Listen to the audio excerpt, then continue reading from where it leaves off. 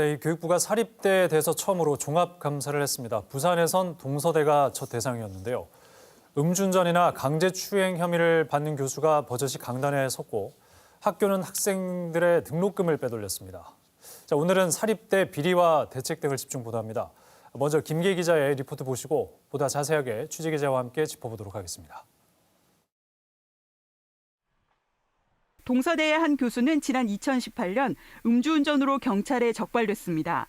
혈중 알코올 농도는 0.163%, 면허 취소 수준의 만취 상태였습니다. 1년 뒤 교육부가 해당 사실을 학교에 통보했지만 징계위원회는 열리지도 않았습니다. 해당 교수가 학교 발전에 기여도가 컸다는 이유에서입니다. 국공립대 교직원이 혈중 알코올 농도 0.08% 이상의 음주운전에 적발되면 중징계를 받는 것과 상반됩니다.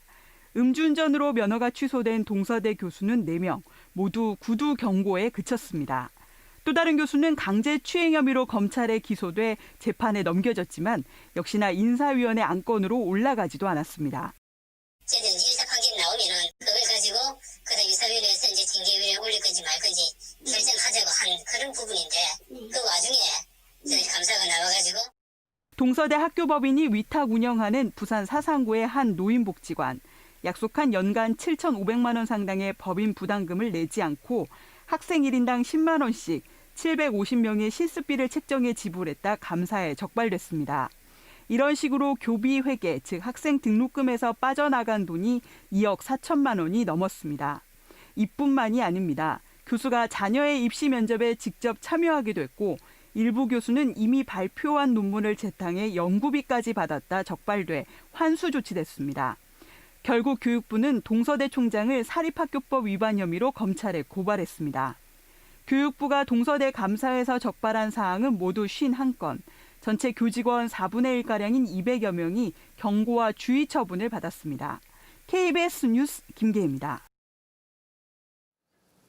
네, 이번 동서대 종합감사 실태 말 그대로 비리 종합 세트 같은 그런 느낌인데요. 취재기자와 함께 이번 교육부의 감사 결과에 대해서 좀 더 자세히 얘기를 나눠보겠습니다. 김계 기자 함께하겠습니다. 어서 오십시오.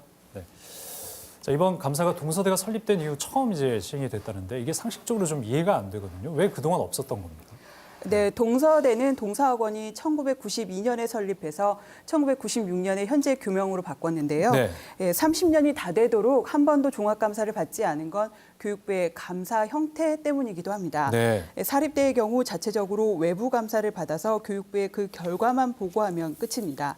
전문대까지 포함하면 사립대학이 전국에 300여 곳쯤 되니까 교육부가 모두 감사하는 게 사실상 인원이나 물리적 시간 등을 고려하면 어느 정도 납득이 되는 부분도 있습니다. 네. 때문에 기존에 무작위로 사립대 몇 곳을 표본으로 선정해 감사를 하거나 사회적으로 문제가 된 중대한 비리가 터졌을 때 사안별로 하는 사안 감사뿐이었습니다.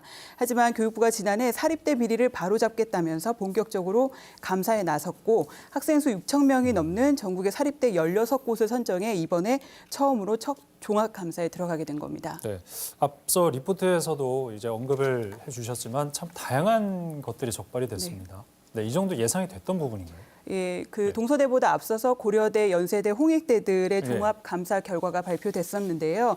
교비 회계, 또 법인카드 부정 사용, 채용, 입시 이렇게 지적되는 사항이 모두 반복되는 양상을 보이고 있었습니다. 네. 여러 가지로 해석될 수 있는 부분이 있는데요. 그동안 외부 감사에 맡겨 자체 감사를 해온 사립대의 감사가 형식적이었다, 요식행위에 불과했다고도 볼 수 있습니다. 또 사립대 비리가 터질 때마다 일부의 문제일 뿐이다, 전체 다 비리가 있는 건 아니라고 반발해 왔는데 이 부분이 더 이상 주장이 설득력을 얻지 못할 것으로도 보입니다.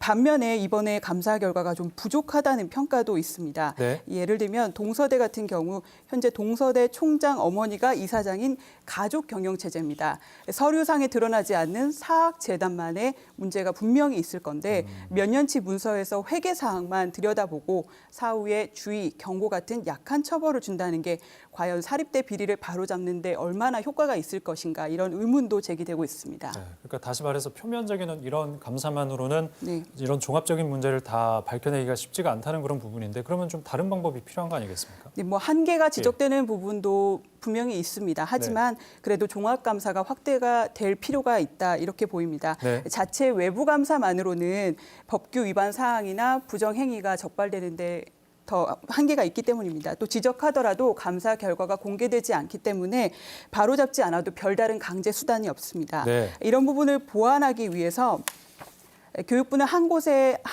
세 곳에 불과했던 사립대 종합감사를 내년부터 10곳까지 늘려서 확대 방침 밝혔습니다. 감사 전문성도 높이기 위해서 감사원 국세청의 지원을 받고 시민 감사관 참여도 늘리겠다고 밝혔는데요. 그럼에도 한계가 분명히 있습니다. 사립대가 300여 곳이나 되는데 연간 10곳씩 종합감사를 한다 해도 인력과 시간이 턱없이 부족한 데다 사립대 비리를 막는 데 감사가 능사는 아닙니다. 특히 학령 인구 감소로 가뜩이나 어려운 지방 사립대는 비리대학이라는 낙인으로 예상치 못한 피해를 받을 수도 있습니다. 때문에 국공립대처럼 투명한 예산과 회계 관리를 위한 프로그램 도입도 필요합니다. 네. 무엇보다 대학 내 의사결정에 다양한 구성원이 참여하고 정보를 투명하게 공개하는 것이 중요하다는 지적입니다. 네. 그런데 부산에서는 이번에 동서대만 감사를 받은 겁니까? 다른 대학들은 어떻습니까? 네, 동서대는 올해 초에 감사를 받아서 네. 지금 최근에 결과가 공개된 것이고요. 예. 지난 10월에 부산 외대가 감사를 받아서 내년에 공개가 될 예정이고 앞으로 영산대가 감사를 앞두고 있습니다. 다른 사립대 감사 결과도 한번 지켜봐야 될 것 같습니다. 김계 기자 수고하셨습니다.